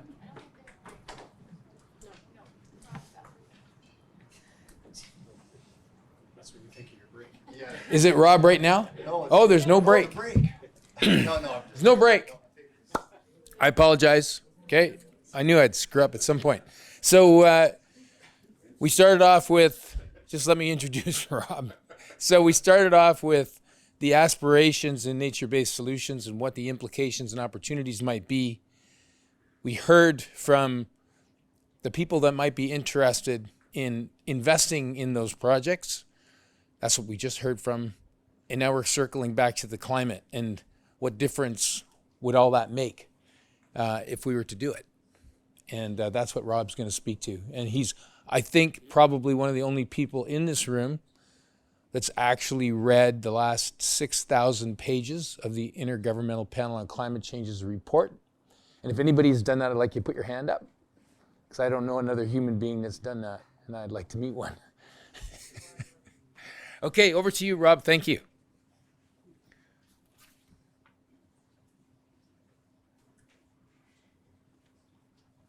Well, thank you, Alex and FNCI, for having me here today to speak to this topic. And thank you to everyone in the room for hanging in there to the very last end, last presenter. Also like to thank the First Nations Climate Initiative leadership for the vision and for making this collaborative process happen. So my talk's on really about the role of nature-based solutions, and I want to take that right up to the 30,000 foot level, maybe even to the 400 kilometer level where we're on the International Space Station looking down at Earth and saying, well, is this important? And so I've read the recent AR6 report. They make these reports about every 5 years. And it's a big collaboration of science, policy, environmental specialists, 60, 70 countries represented in making the reports, over 300 authors involved in the reports, over 150 scientists. And so the AR6 was published in 2022, so it's very new. AR stands for atmospheric, actually, I can't remember it's in my notes. I'll give it to you in a second. Yeah, I should know that what it means. But it's essentially the Intergovernmental Panel on Climate Change, making a report every 5 years. And so I really just wanted to talk to how important is the nature-based solutions component that we've been talking about all day. How important is it to the climate solution that we need for this planet? And so that's really, we're going to find that in the report. And I would say, long story short, it's important. And it's important for 3 reasons, and I'll come to the slide in a minute. Number 1, we have to do as much as we can by 2030. As much as we have a 2050 goal for net zero, every minute counts now. And the more we can do by 2030, the better positioned we are to hit net zero for 2050. And nature-based solutions just happens to be one of those projects, and a mitigation opportunities that we can do within that 2030 window. As much as we say, oh, it's going to be 3 years to develop one of these projects, well, guess what? A carbon capture and storage project on an industrial facility takes 10 years. And so we need to do these kinds of projects now. So that's number 1. Number 2, these kinds of projects, as we heard today, have many environmental benefits. It's not just about carbon. It's about environment, ecological, the ecosystem, the social fabric in which the communities they are in. So that is number 2. These kinds of projects have a multitude of other benefits, and so all the more reason to do them. And then number 3, I'm going to show you some curves, and this is the whole modeling that the IPCC does. How are we going to get to 1.5? How are we going to get to 2? Let's keep it at 1.5. And what you'll see is that we can't get all the carbon out from everything we're doing: cars, industry, our land use, change, activities. And so even though we do this massive reduction in carbon, we're still left with this slice to deal with. And so that's the reason we have to try and get underneath. We have to do things that suck carbon out of the atmosphere to basically neutralize that last component. And so that is essentially, again, back to nature-based solutions. That's what they're doing, sucking carbon out of the atmosphere and sequestering it into the fibers. But we'll also have to do the technical stuff that goes with that: carbon capture and storage, bioenergy carbon capture and storage, direct air capture. These are all the technologies that take time. So those are the 3 reasons. So that's kind of my talk in a nutshell, but I'll take you through some IPCC reports. The first report that I felt, they've been doing these reports for years. We're up to the 6 major reports. So if they did them every 5 years, we're at about a 30-year span. In 2018, they came out with a report which was called the IPCC SR 1.5, they called it. It was the Intergovernmental Panel on Climate Change Special Report around 1.5 degrees of warming. And so they made this report prior to that annual conference of the parties to try and bring attention to the fact that all the talk had been about 2 degrees of warming up to then. And they really wanted to make the point, you know what? 2 degrees of warming is too much. We need to shoot for 1.5, and here's a report. So if you ever want to read an IPCC report, this one's only 700 pages. And versus the AR6, which is actually 3 volumes and is 7,000 pages. So yes, go and look at this report. There's a nice executive summary in there for policymakers, but I don't really like the executive summary for policymakers. I feel like the guts of it are more interesting, so get into some of those charts. I would highly recommend this one. But three takeaways here. Hey, we need to do a lot by 2030. That's takeaway number 1. 45% reduction is what they were saying. Number 2, this is where the net zero came. It came in 2018. It says we need to hit net zero by 2050. And so that's when everybody started to, in 2018, that conference of the party, everybody started to say, yeah, maybe we should sign up for that. And it started. And so all around the world, I don't know how many countries have now committed net zero, but it's getting to be a lot. And more so industries too. We heard all about all these industries. They're still formulating plans, but a lot of them have made that commitment already, even though their plans are not all in place. And then the other key takeaway I thought from that 2018 report was we need to do all these things. There's no silver bullets. We need to be doing everything in every sector. but it was about the fact that we need to start taking carbon out of the atmosphere. It's not enough just to reduce our emissions. Now we're going to have to think about taking it out of the atmosphere. It's the second last bullet on the slide. So those were the, and then there are, these reports have three segments. One is about what's happening with climate, and, you know, the whole modeling of, not the modeling, the actual measurement of the climate out there with respect to what's going on around the globe. The second report tends to be around the impacts. What are the impacts and what are the adaptation pathways and mitigation we need to be doing. And then the third one is actually just straight mitigation of the CO2. What do we need to be doing? Those are the three reports, but it's all condensed into one on this 1.5 report. The next thing they had in this 2018 report was, these are the curves. And so they model all these different pathways to get to 1.5, and then they build these 4 scenarios.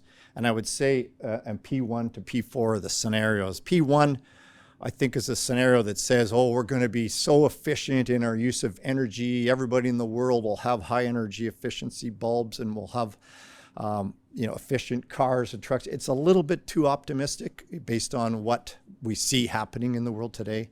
And then on the fourth side, I think it's a little too pessimistic. They say, well, we're not going to get there for a while. We keep doing what we're doing, and then the big yellow block is carbon capture and storage saves the day kind of thing. So I tend to discount the 1 and 4. There's learnings from them, but the 2 in the middle, I think, are a little more rooted in reality, which means, okay, countries come on board, they start to strengthen their commitments around climate and their policies.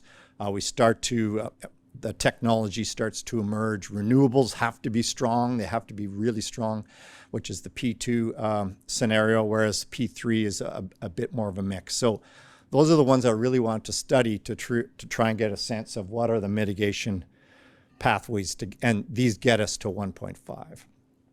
But and I'll show you maybe a blow up of one of these.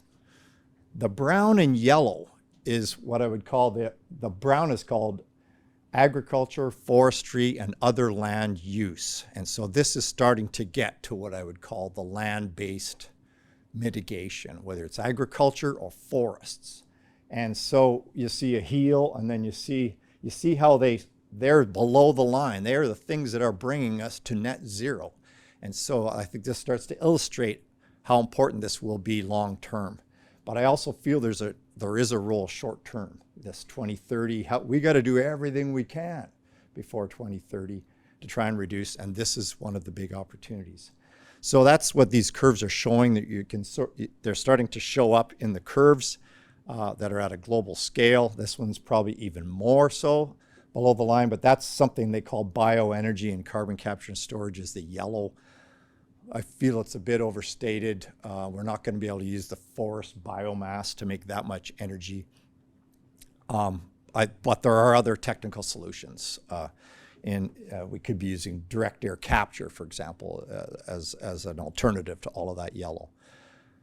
And then they get into the 2018 report starts to layer over the UN Sustainable Development Goals, which is really important, which is kind of where the FNCI started with saying we need to talk about climate, but we need to talk about people and people's way of life and poverty alleviation, economic opportunity. So that's where this report gets into that in a pretty deep way, the 2018 report. So I liked it for that reason. And lo and behold, they come out with their key conclusions from that whole sector, but they talk about the fact that national and subnational governance isn't enough. We need civil society, private sector, Indigenous peoples, local communities to get engaged on this as well. And so that's why I'm so pleased to see this particular initiative, a collaborative initiative underway. And then the last point we've made I've heard it come through in the FNCI policy paper and in other conversations, but it is about the need for international cooperation. We can't just all live in silos. We are a globe. Global warming and climate change is a global challenge. We need to start thinking out of our silos and what can we do for our neighbor if we're rich in resources like Canada is. So that point was coming out in this report.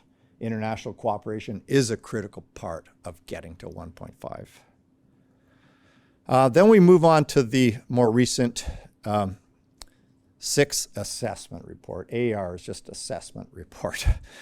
Intergovernmental Panel, Governmental Panel on Climate Change 6 assessment report. And this is the third working group. This is their report. And there's the number of peoples, countries, authors, scientific papers, 18,000 scientific papers going into this. So in my mind, these reports are the gold standard of climate science. So if you can't find any other place that would have this much knowledge on the subject. So a very recent report. This slide shows where are the emissions for the world and where are they coming from? Where are the emissions coming from? And the blue segment is the CO2 from burning fossil fuels, everything we talk about. But you can see it's not, that's 64%. There's some other big chunks in there we need to be thinking about. The yellow is all about the land use change. And so how we manage forests, how we manage our agricultural, how we manage deforestation for cities and for infrastructure. So that's the yellow bar. That's 10%, over 10% of the emissions. The orange bar is methane. And we often think of methane as, again, a fossil fuel issue.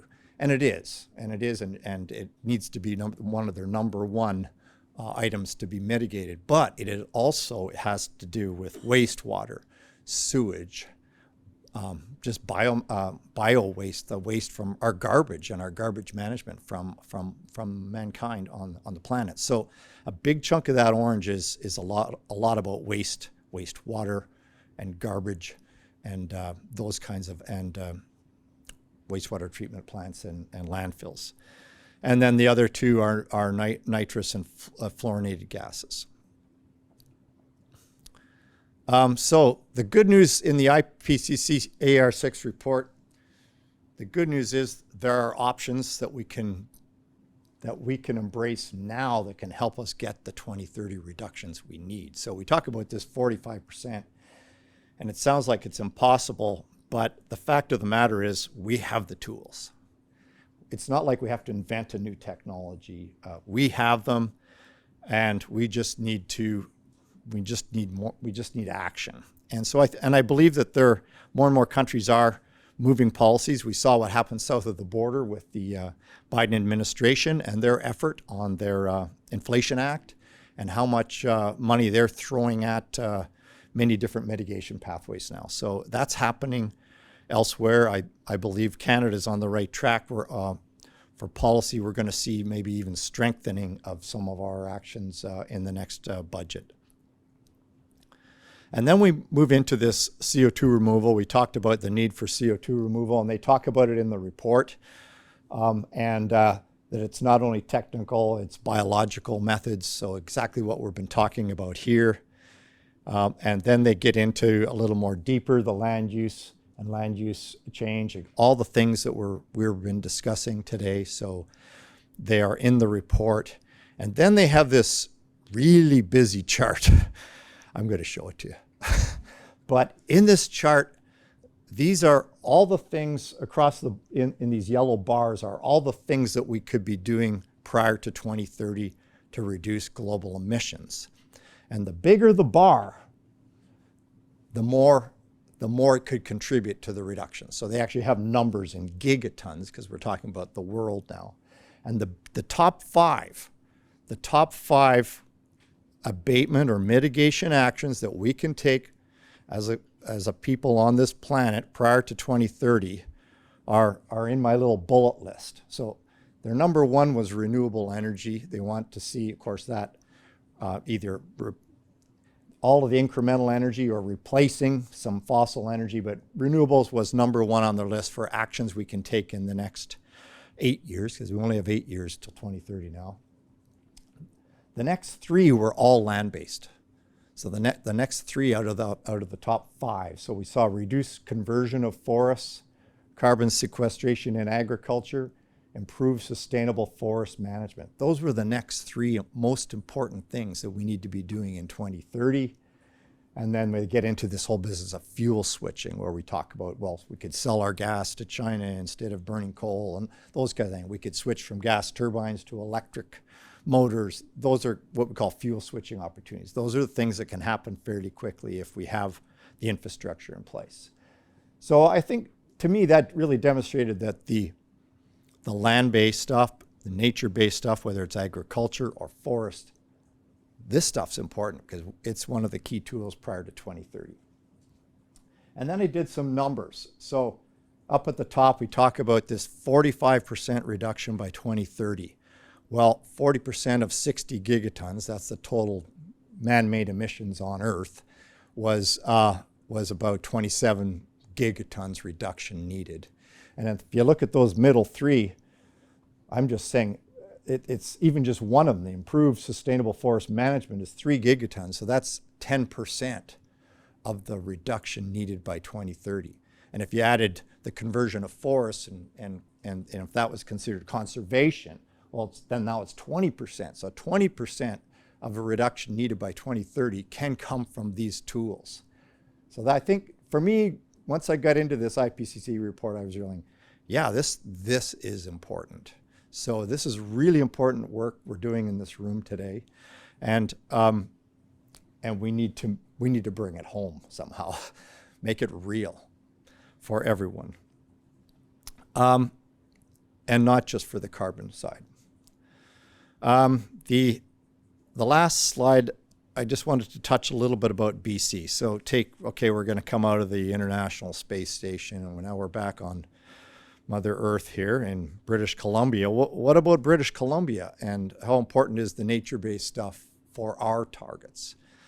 And we do know that BC is quite strong in their efforts on climate change and climate change policy. They've got a couple really good documents. The Roadmap to 2030 is the more recent one, where they map out all the things they're doing.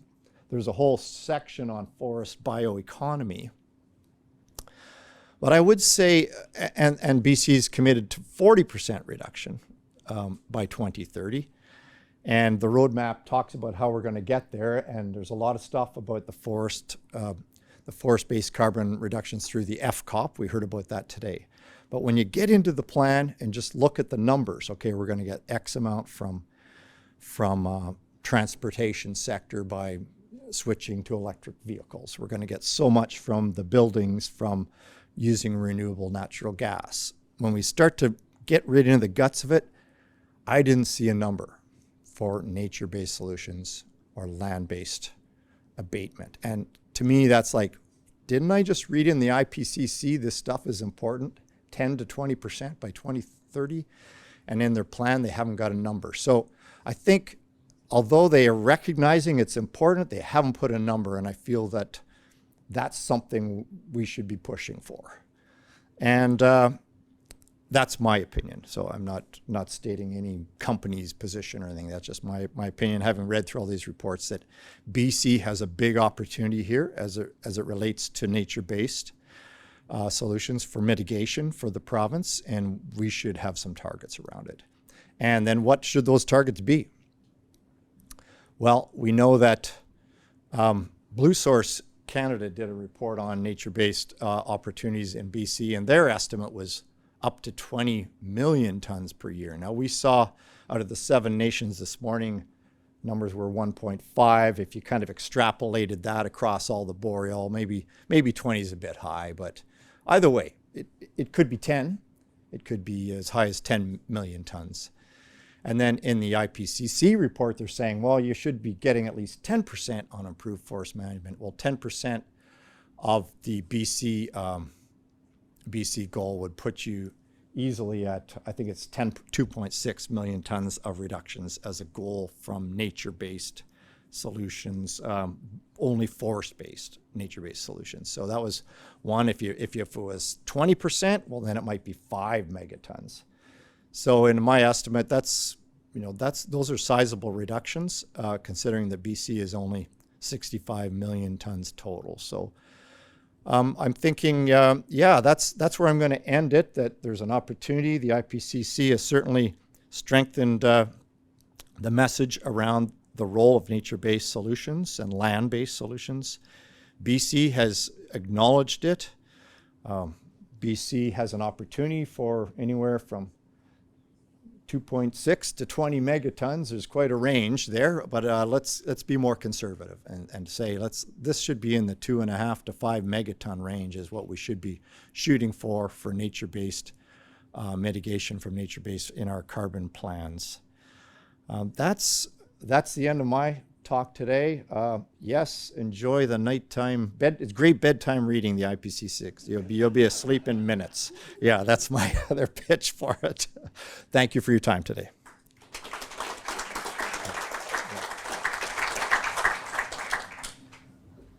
Thank you very much, Rob. And we've had a number of IPCC authors speak to the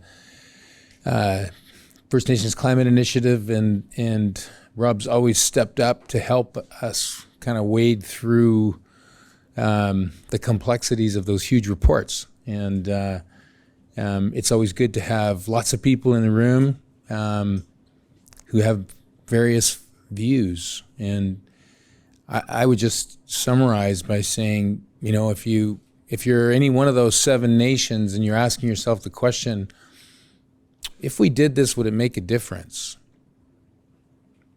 I think the answer is yes. How big the difference is exactly, is it this, is it 10%, is it 9%, is it 8 or 12? I don't really know. But the fact that it does make a difference is important, in addition to all the values and all the reasons that the nations expressed this morning. So thanks for wading through all that, Rob. It is, I've been told, warm in this room, and I don't want to, though, end until if there's someone with a question that they would love to ask or a comment that they'd like to make. This is one of your opportunities, as long as it relates kind of to what Rob was just talking about, the implications of nature-based solutions for climate change mitigation and adaptation. I don't see any takers online. Go ahead. Do you want a mic?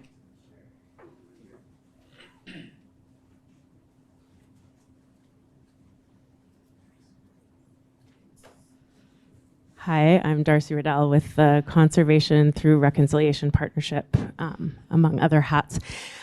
Just some observations, I think that there's huge opportunity, obviously, for nature-based solutions, and we just saw that. But currently, Canada's forests are emitting 80 million megatons of emissions, which is equivalent to the oil sands.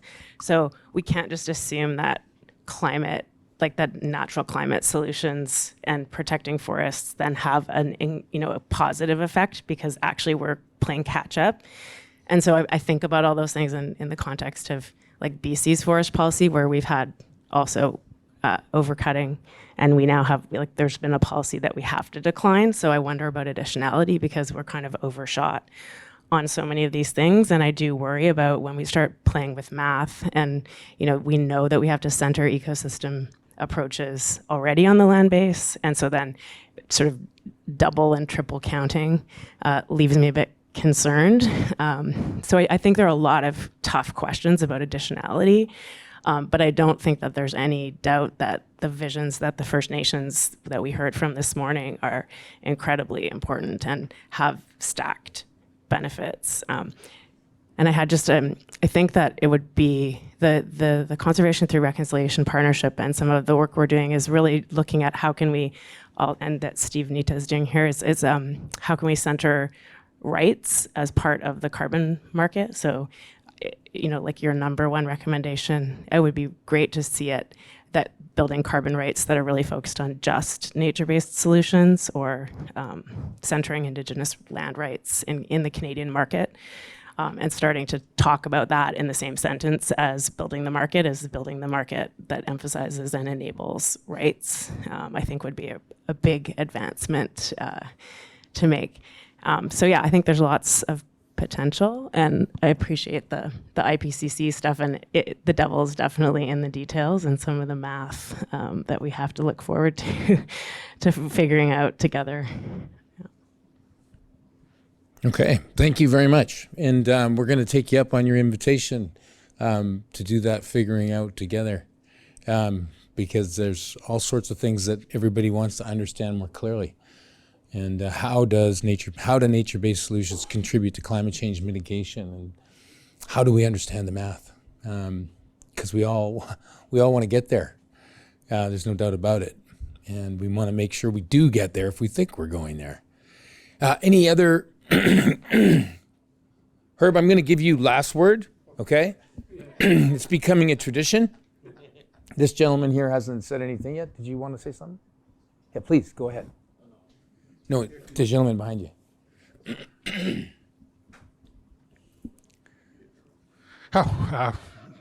I'm thankful to be here today. Marcel Shockley, Chief of the Noich Indian Band. I look around the world and kind of like the dry spell that Vancouver's been through. When I go back home, it really feels like summer right now.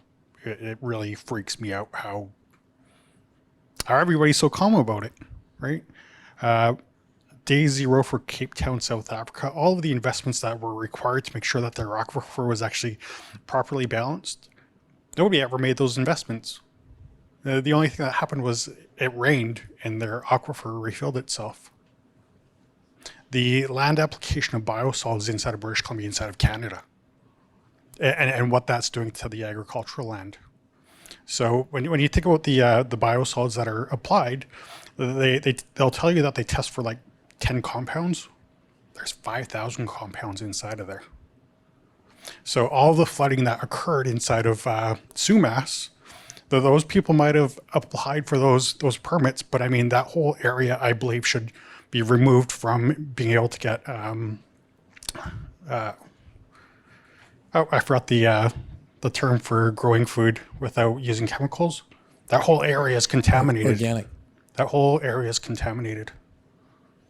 So being able to actually trust what you're putting into your mouth. But I mean, where I'm trying to zero in on is that thinking about long-term investment. So with the baby boomers and its implications on the healthcare system, everybody knew that we needed more doctors. My community invests inside of its people. I train them. And the next community next to us, they offer more money, so they leave. The constant brain drain. The solution for the Canadian medical system wasn't to train more doctors. We knew that it was coming. We started to harvest them from other countries. We offered them more money. So inside of this system, what are the human resources needs? And are we actually actively pushing that and promoting that inside of the elementary schools, inside of the high schools, to say this is where you need to go in the future? So whatever path that you're on, there's probably a job out there, but I mean, you need to take these courses. So that way, when we need these people and the assessors that you were talking about, there's not enough assessors out there. I mean, great opportunity for somebody, but I mean, the human resources needs and demands inside of this new system really needs to be fleshed out. As well as potentially like comparing that to artificial intelligence, which would be, okay, what is that going to be able to do for us? So maybe controlling the whole traffic system where there would be no more gridlocks. There would be no more bumper to bumper kind of. Oh, so I don't know if anybody has the answer for the human resources, but that's my question. Any thoughts? How to solve the human resource problem? Martin, here you go. Yeah, I don't think it's a silver bullet solution, but you know, like I mentioned, folks that do have a knowledge in, a technical carbon quantification knowledge required by some of these protocols, providing capacity and uplifting communities, training communities to have them involved in these projects is a very easy step to take, and it's a natural first step.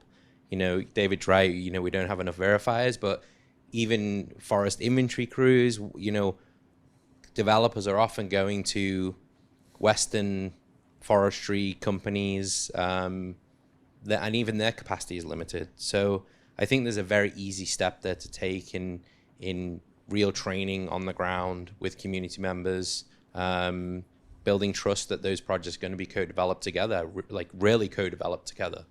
So just one thought. Great, thank you. And now over to you, Herb. And if you wouldn't mind, oh, sorry, I missed you. Oh no. Did you? I want to sleep tonight. Okay. I Is was that a warning? Just reflecting on my words earlier. That's what happens when I get up there. But I started reflecting on what I had to say. But I forgot to say what really means here, to say we have hope. We have hope in working together. The point that our brother here just brought out about human resources. We need to take a look at the whole picture for us to succeed. We always have to have that whole picture, looking at that big picture. And that's what I've learned from our ancestors. You didn't climb the mountain just to look at your feet when you got up there. You were looking at the whole picture to find out where you could be so that you could enhance life. When you look out that window, what are you thinking? That big picture out there. I was wondering if we could compare a city, what it does to the atmosphere as compared to logging off an equal amount of trees from the land and sit them side by side and show us the numbers of the effects of the way we've evolved as a people. I like playing with words. You know, the desert. Have you ever thought about the desert? And then just more recently, I heard about this plastic island out in the ocean, and I said, oh, there's a desert out in our ocean, because nobody's willing to clean it up. There's plastic out there that's affecting our water. So all of these kinds of examples that we don't ever think about because we don't see it. But I want to say that you give us hope. Each one of you sitting here has provided us with a hope to continue to work towards this beautiful land that you discovered when our ancestors were on it.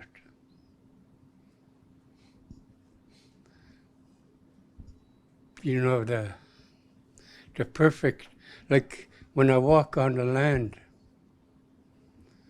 and I get tangled up in the brush, I don't get mad anymore. Instead, I start laughing and smiling and turning my body around inside it and not wanting to break from it, but just roll around in it till I get to the edge of it. Because what it's doing is it's cleaning you in a spiritual way. It's taking off all the negativity that you went in there with unknowingly. And you're being recreated. That's what the word means for me. Being recreated in nature is the most spiritual thing that you could do for yourself.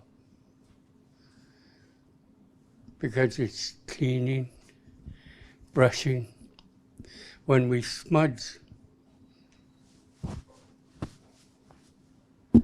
You know, the East Indians have the same process. How many of you brush yourself off before you walk into your home? Walk into the door. Do you have a cloth that brushes them off? How many of you brush yourself off before you step into your bedroom? The most secure place for you to rest. One of our elders shared with us to do this. I'm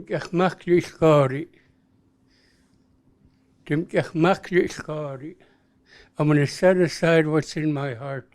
I didn't do that. That's why what I experienced in the negative way came out right at the end there. Set aside what's in your heart, because you're going to do good work. You're going to be offering your life gift to all the participants. That's what they say. Cleanse yourself. Brush yourself off. And then present yourself. So tonight, before you enter your home, just do it.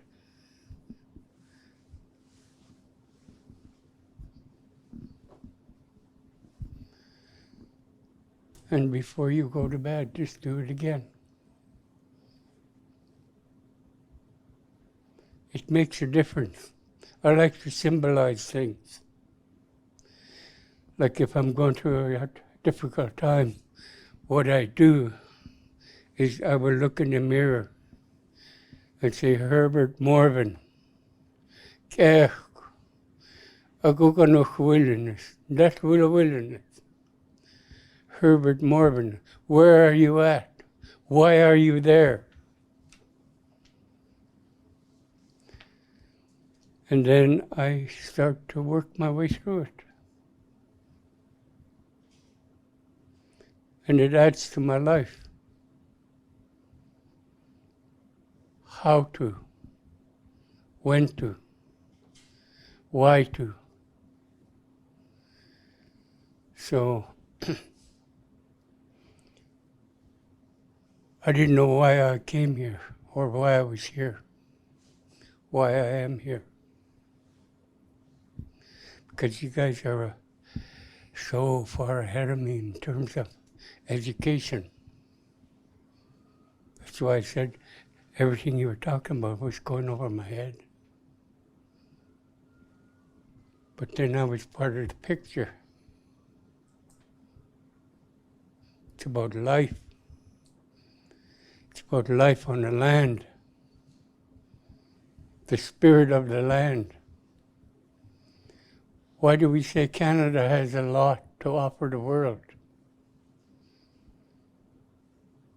It's because what was discovered on Canada, in Canada, when the explorers came to our shores.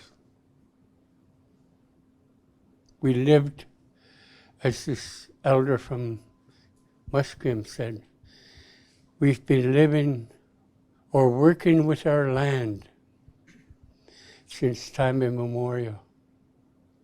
He didn't say living or taking. He said, we've been working with our land. And that's what we're doing through the leadership of Alex and Chanda. We're going to begin working with our land because of your knowledge and your willingness to do that. That's what matters. Your willingness. And not looking at who you're with, but embracing who you're with. with what you have to offer. Thank you, Alex. Thank you, Herb. And that brings us to a close. So tomorrow morning we start at 9. Hopefully you'll all be able to make it back. We're going to really focus on markets tomorrow. One of the ways to think about it is if you wanted to make this happen in BC and you were in charge, what would you do? Given what's going on in the world and Canada, what would you do? And we got a lot of people with answers to that question speaking tomorrow. So thanks very much for your attention and your participation. And we'll see you tomorrow.